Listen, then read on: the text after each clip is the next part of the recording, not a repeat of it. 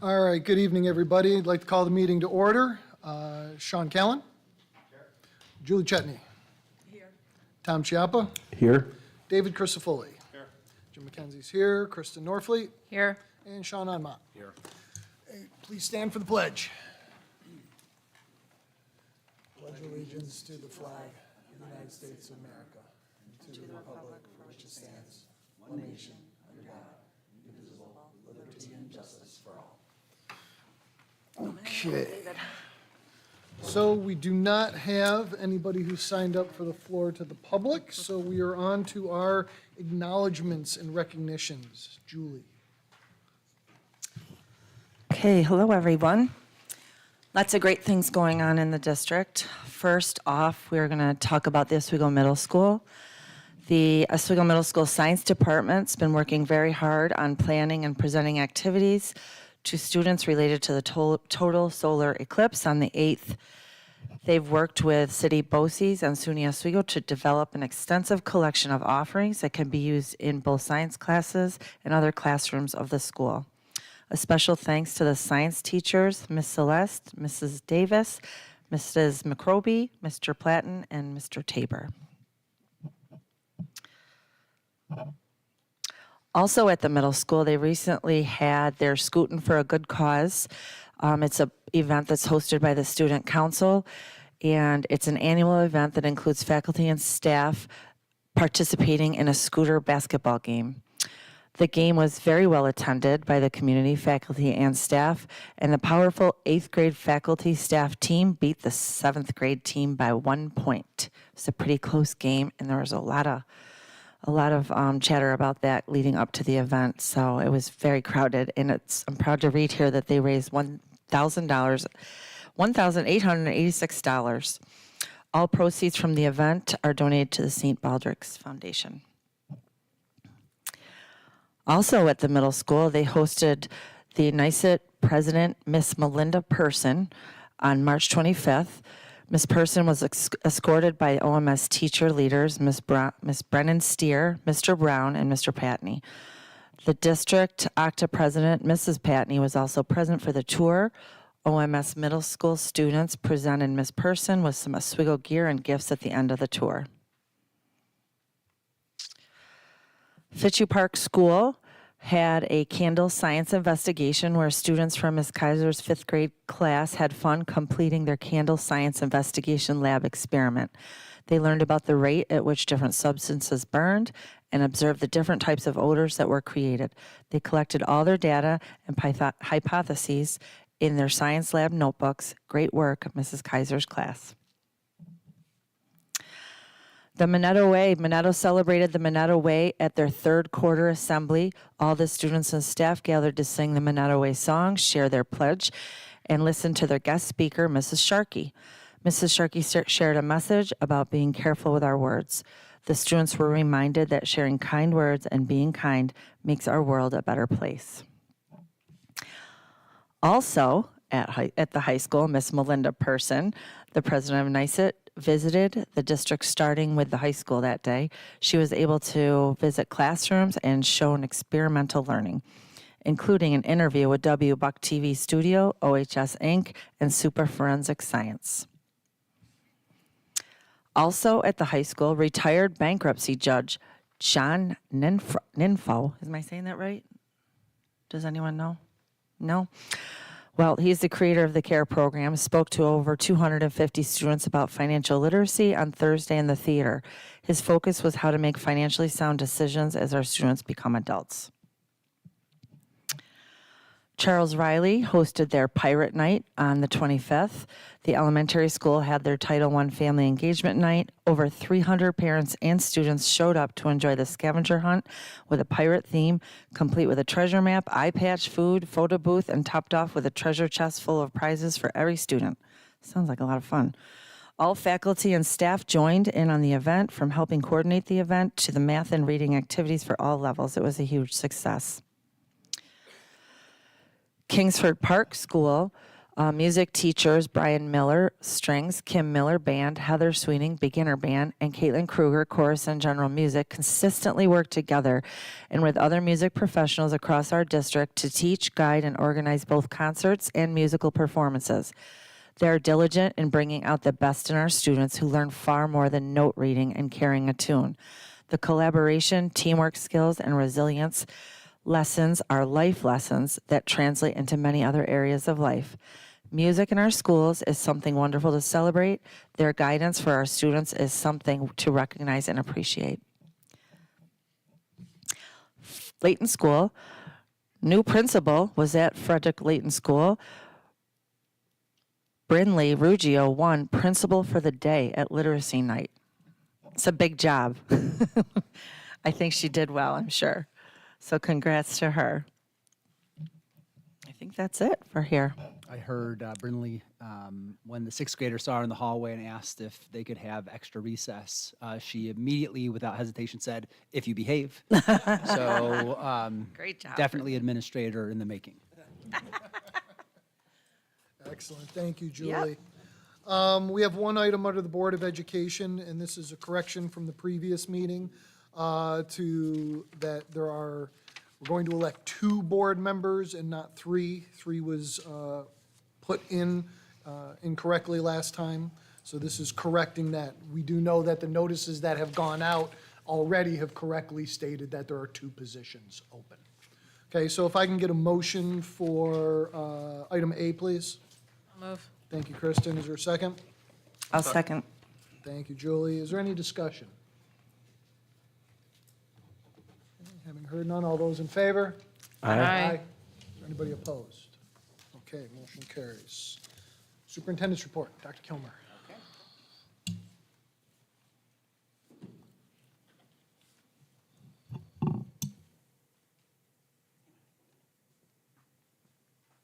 Okay, so the last 3 meetings, we've kind of talked about in generalities of each of the 3 main parts of the budget.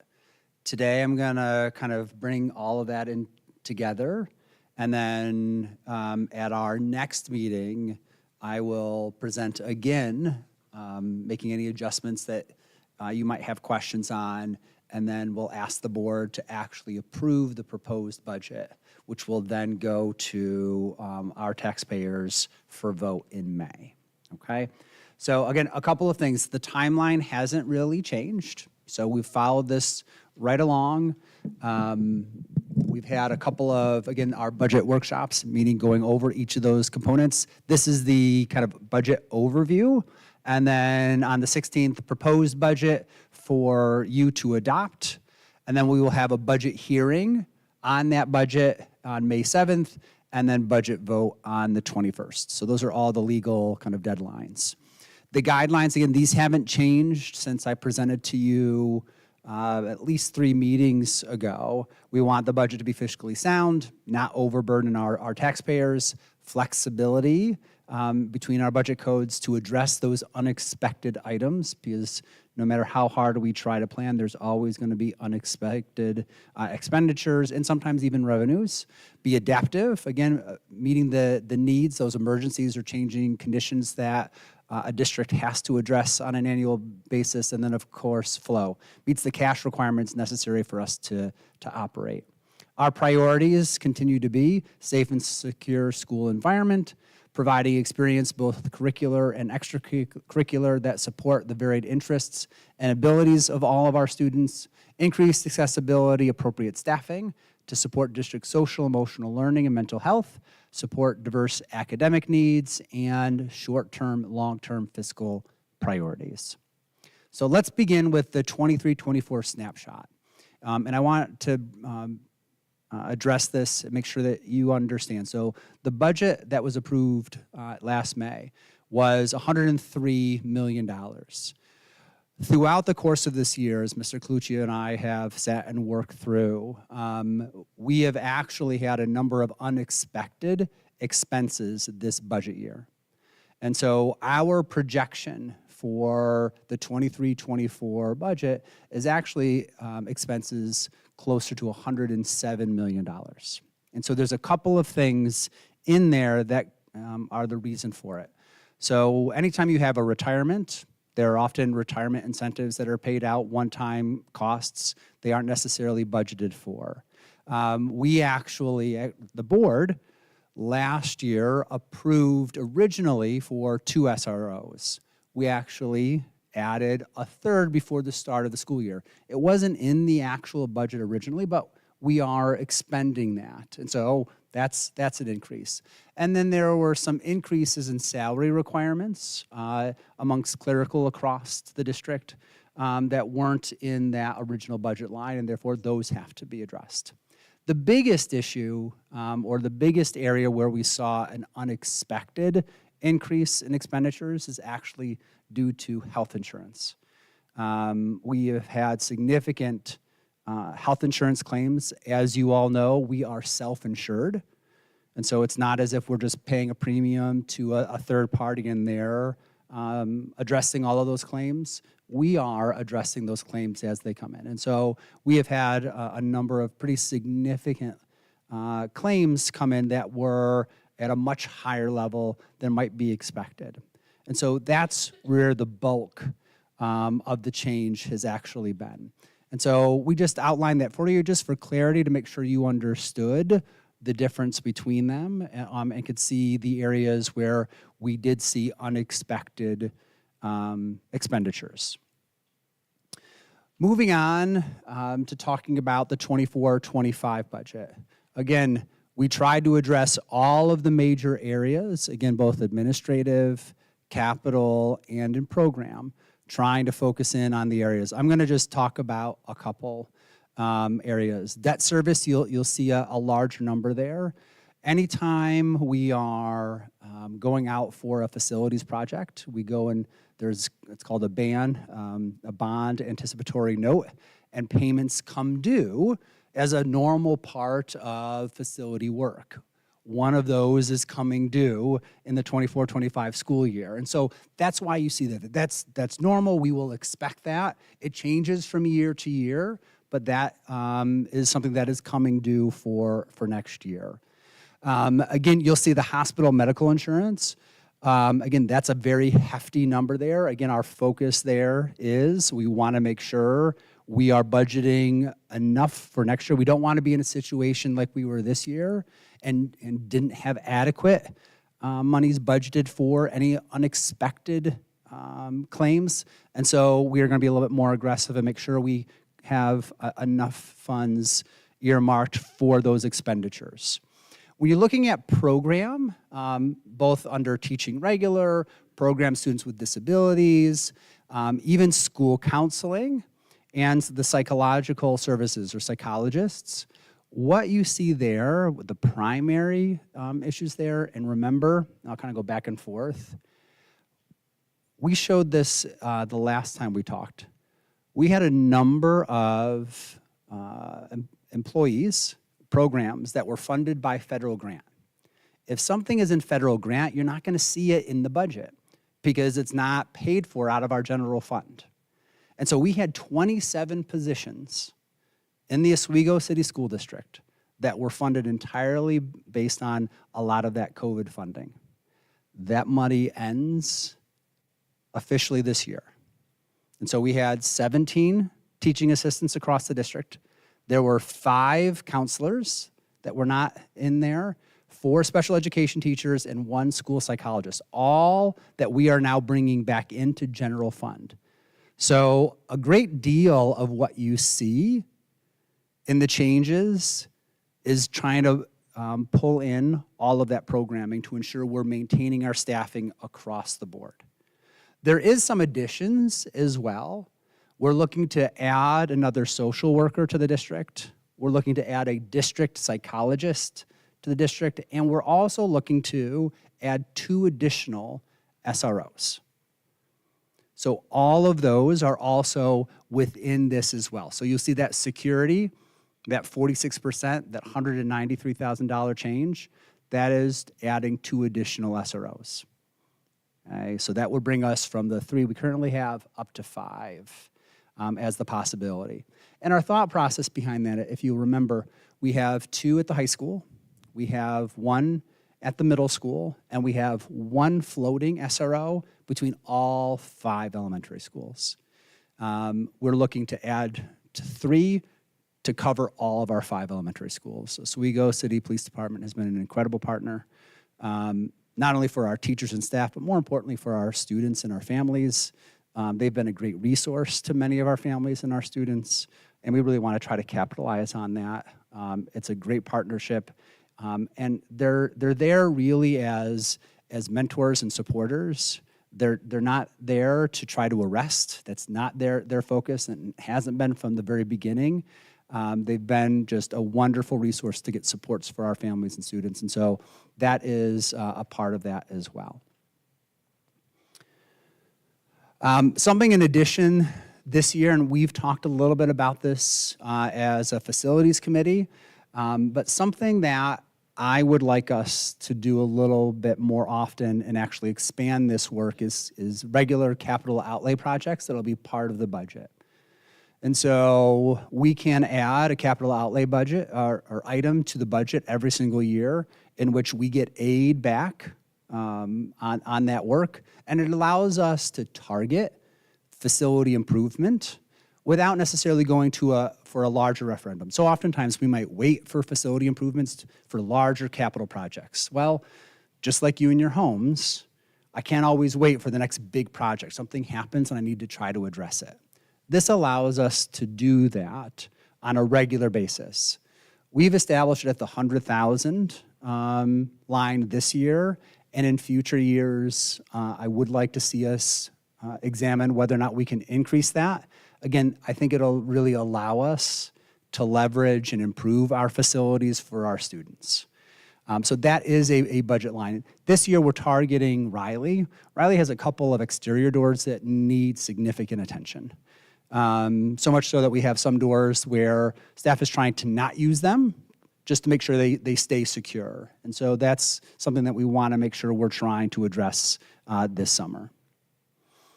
Now, something that's important when we're talking about budget, because so oftentimes people wonder, what does our budget look like compared to everyone else? And so the state, a number of years ago, established that every district must communicate their budget in that 3-part system. And so that's that administrative, capital, oh, sorry. What just happened? There it is. I jumped 5 slides. So again, just to again continue to give us context between the 23-24 and 24-25. As I discussed previously, our focus wants to be in those 3 parts. We want to see administrative around 10% or less. We want to see capital around 15% or less. And program, we want to see it 75% or more. And in this 24-25 budget, we have that. Again, we continue. You'll see capital, we do have an increase, and again, that's that band payment. We're going to see that increase. You see administrative, we actually decrease slightly, and then program, we're about flat, but a slight percentage decrease only because of that increase in that band payment. But again, hitting those marks of 10, 15, and 75%, we have continued to do so.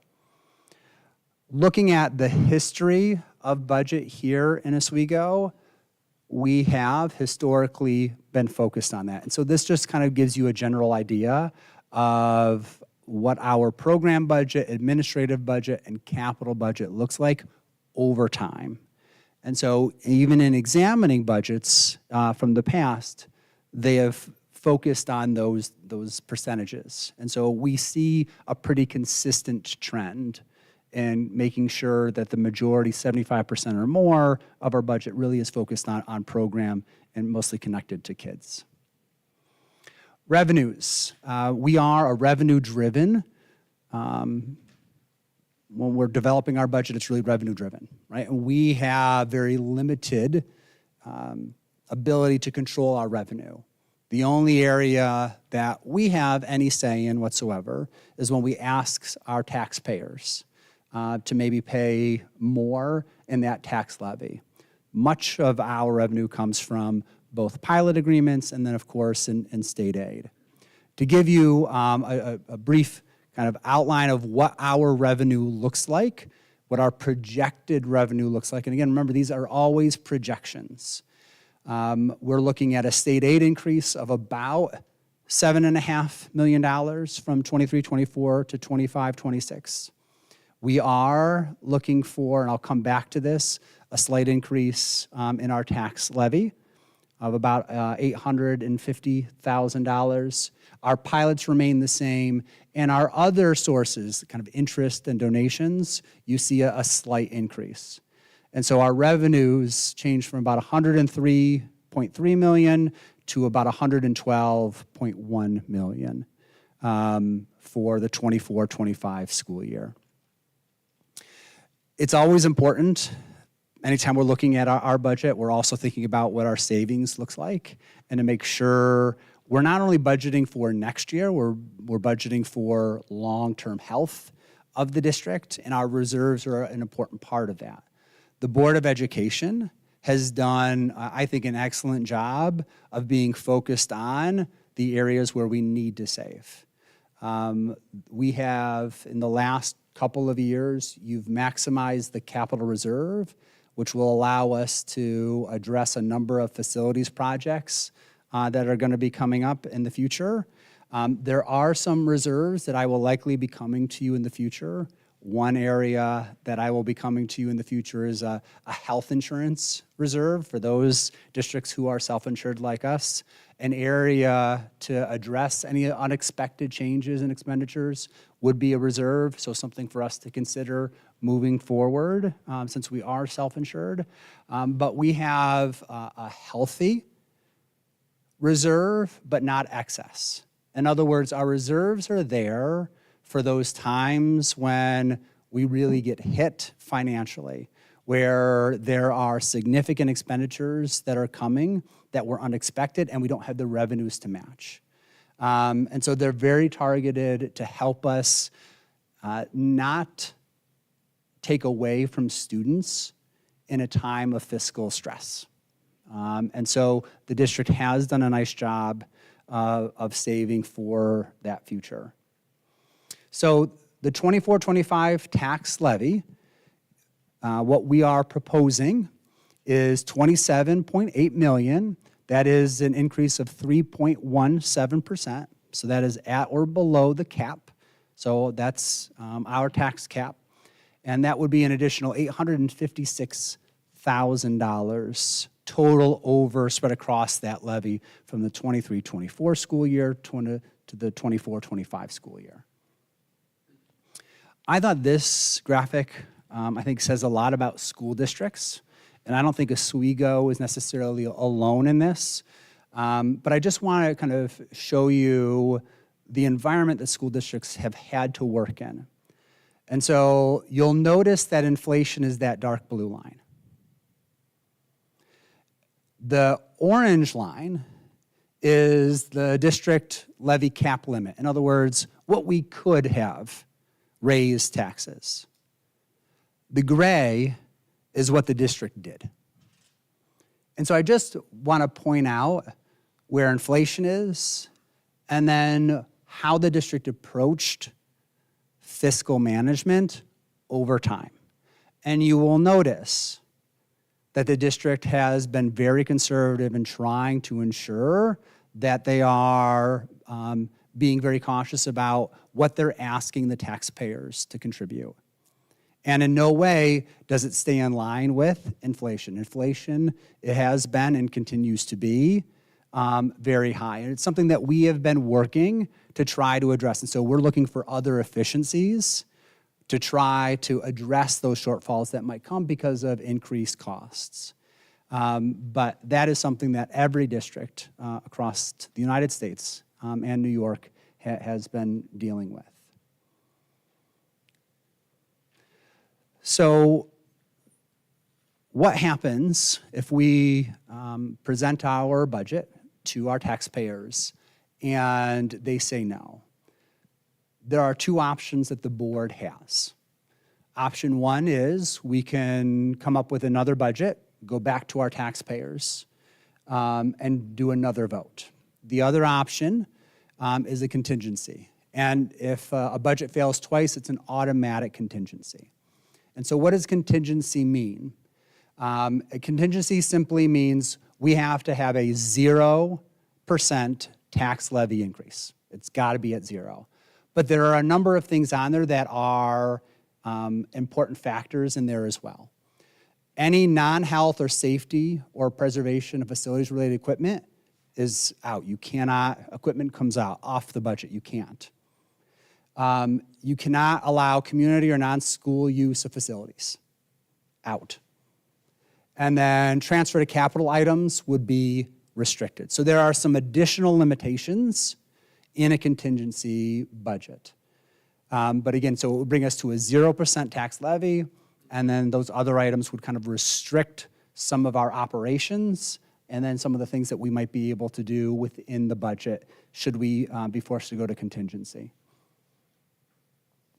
So just some fast facts about the proposed 24-25 budget. Most importantly, we preserve all of our programs, even with the ending of federal grants, and assuming those 27 positions, we're able to maintain all programs. We balance and remain within the property tax cap. The tax levy increase would be 3.17%. Again, we maintain our commitment to social and emotional learning, supports those positions originally funded through the federal grants, increase the number of our SROs to 5, adding a district psychologist and social worker, and then, of course, investing in our facilities for our students and community. The proposition summary come May. Number 1 is the budget vote. Number 2 would be the 2 members of the Board of Education. Number 3 is the student ex officio member of the Board of Education. Michael, we are so grateful that he is a part of this, but something we have to do is we need to go to the community every other year and ask for permission to have an ex officio member, and so that will be an item that's on there, but that will only be on there every other year, according to reg. Purchase of transportation vehicles. In our notice, there are 9 buses total, 8 of which are full-size buses, and 1 is a wheelchair bus for a total of 1.5, or just under $1.5 million. And that stays in line with the long ago designed 5-year replacement plan for our buses. And then the last is the public library levy. So districts are required to include that as a proposition for the public libraries within their districts. Any questions for Mr. Clucci or I? I have a question. Yes. When we're talking about the contingency budget, and if we have to go to that, there's no community or non-school use of facilities. Does that, I just want to make sure I understand that. So that means, like, for instance, Oswego Youth Basketball cannot use the facilities for that calendar year to run their programming? Is that what that means? That's what it means. Okay, and that means that if somebody wants to pay to use the facility, we have to tell them no? Okay.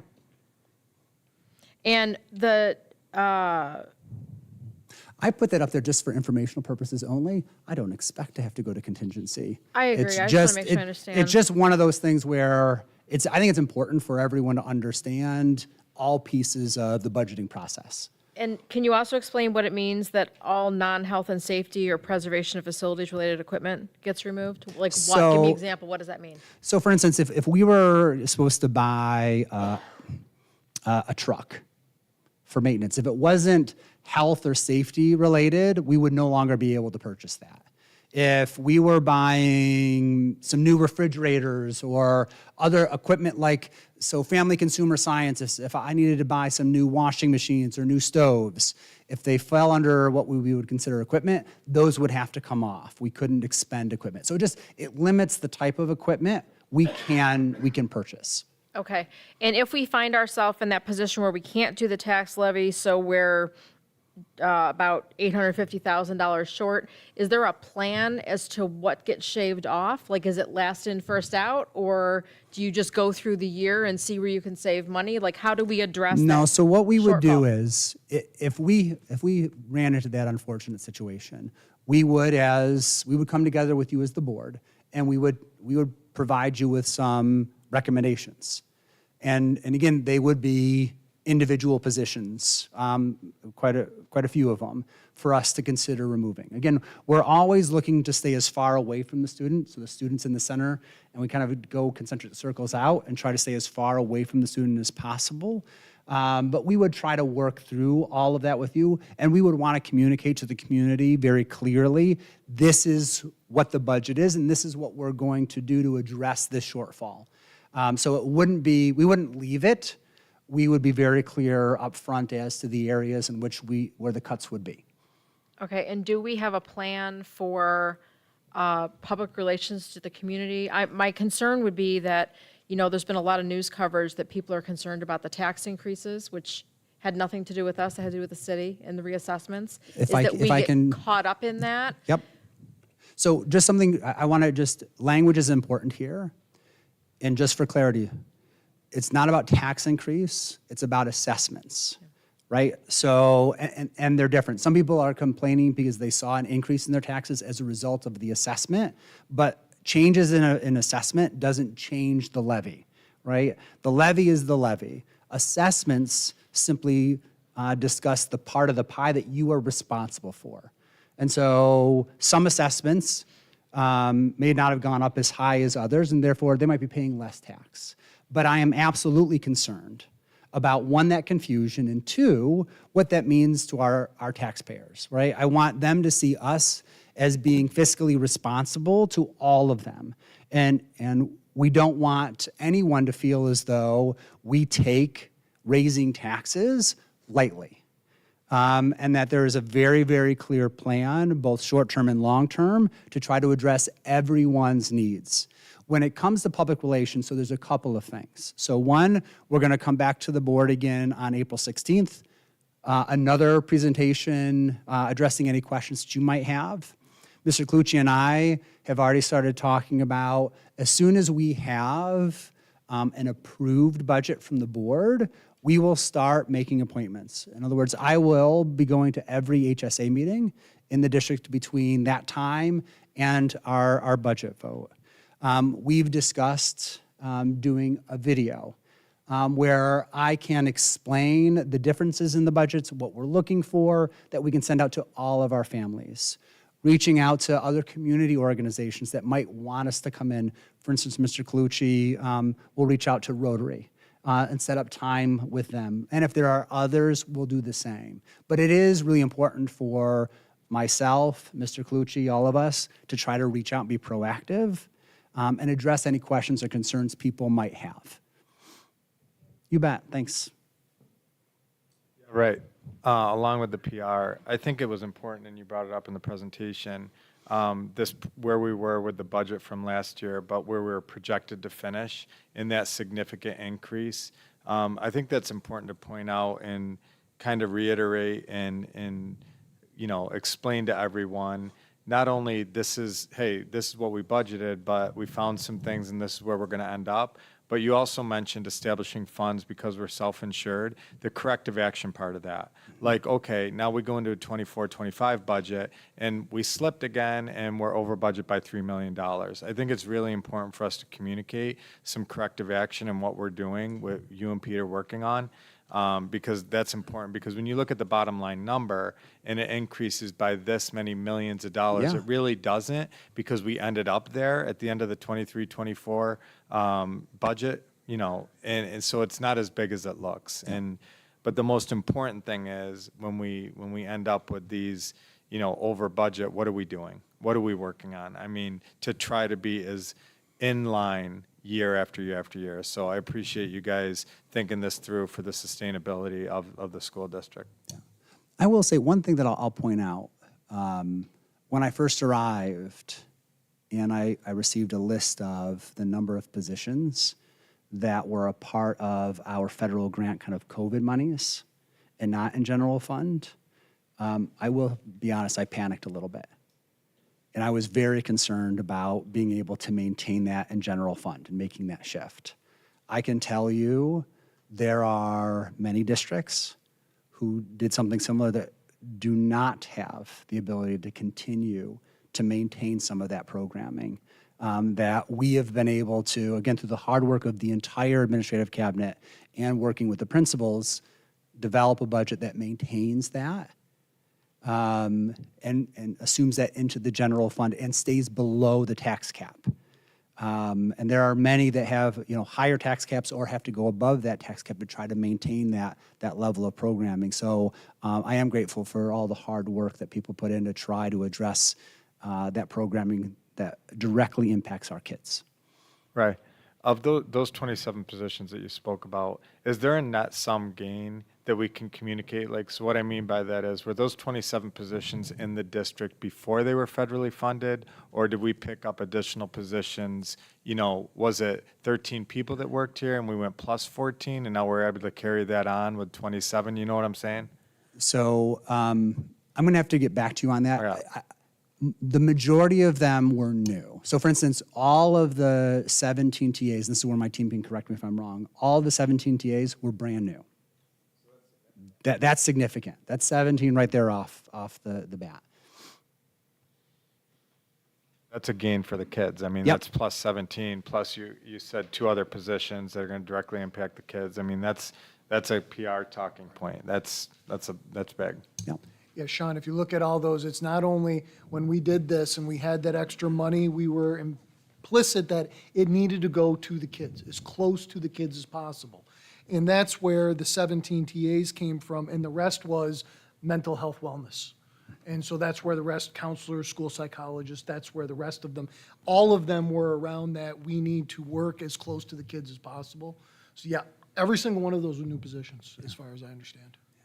I mean, adding an additional counselor to every elementary school is just unheard of. It's awesome. I mean, it's an incredible resource that our kids desperately need. To have access to 2 counselors in every elementary school, that's extraordinary. But it's something that's absolutely necessary. Other questions? Okay, thank you much. Thank you, Dr. Kilmer. We're to our committee discussion. Is there anything from the audit committee? I don't think so, not this time. Okay, how about community relations committee?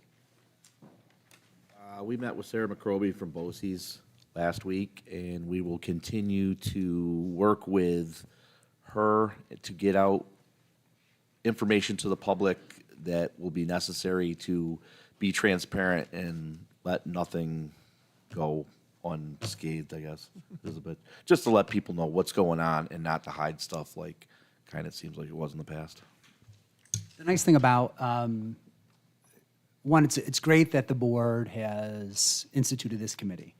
But 2, it also, and again, this work started early on. When I first came aboard, you were talking about this. Well, we just finished strategic planning, or finished with a large group of our stakeholders, and one of the, a very clear point across the board was focused on communication. And so working with this committee, one of our big focuses is how do we communicate better to the full community, not just our parents, not just our students, but to the full community.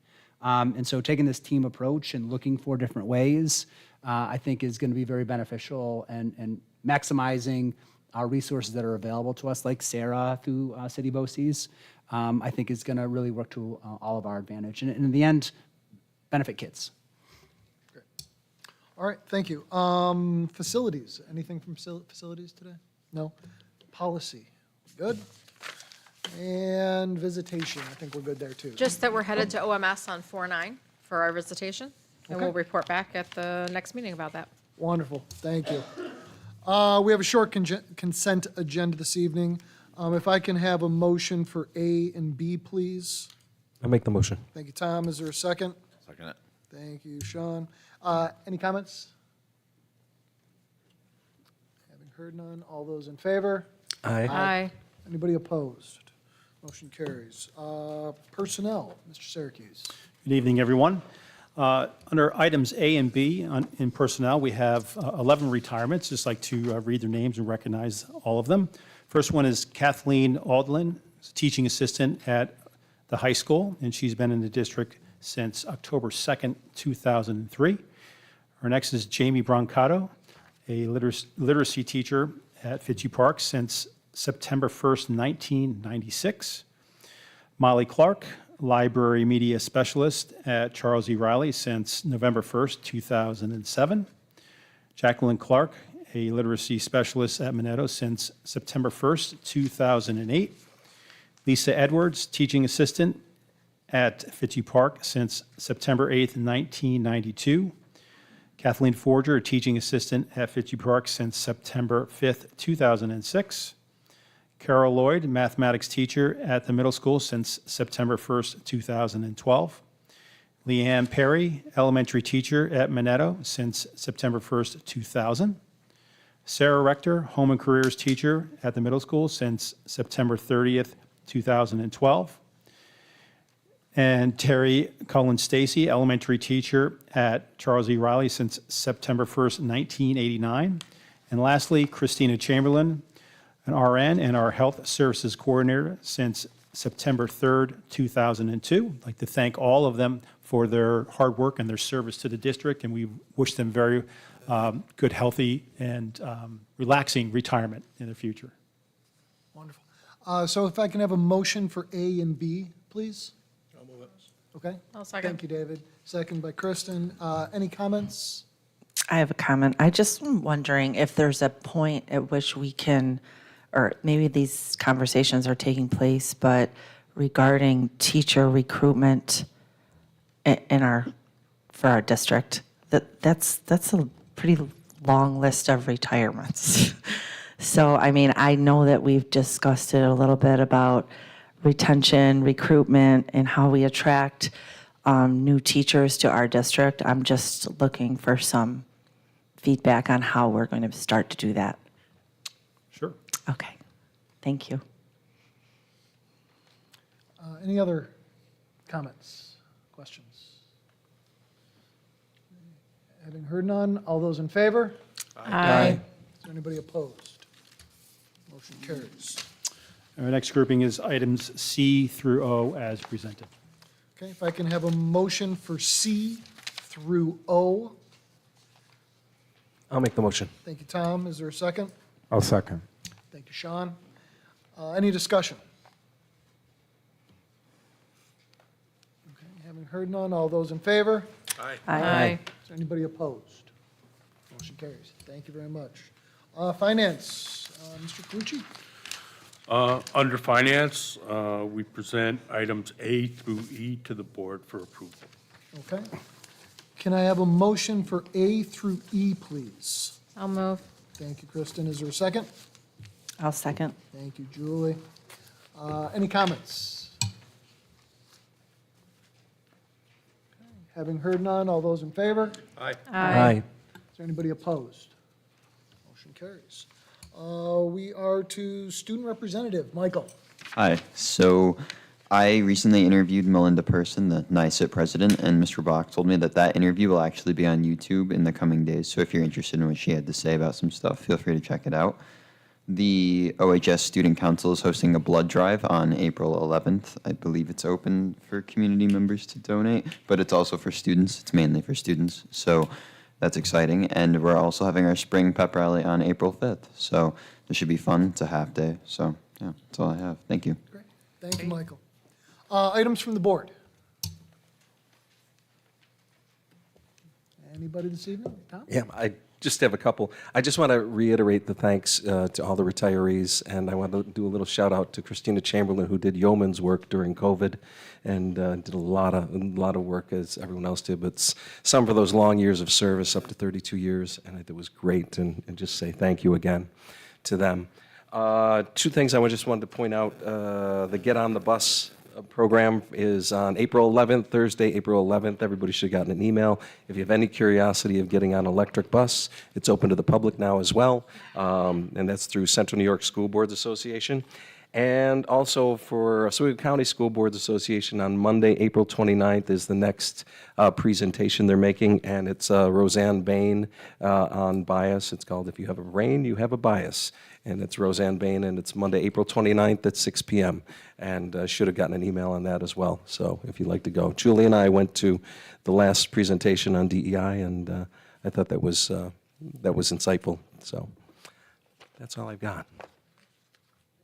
Any other board members? Okay. We do have the need for an executive session this evening for two reasons. One, proposed pending or current litigation, and two, the medical, financial, credit, or employment history of a particular person or corporation. There will not be a need for a vote afterwards. So can I have a motion for executive, please? I'll move it. Thank you, David. Is there a second? I'll second. Thank you, Kristen. Discussion? Yeah. All those in favor? Aye. Anybody opposed?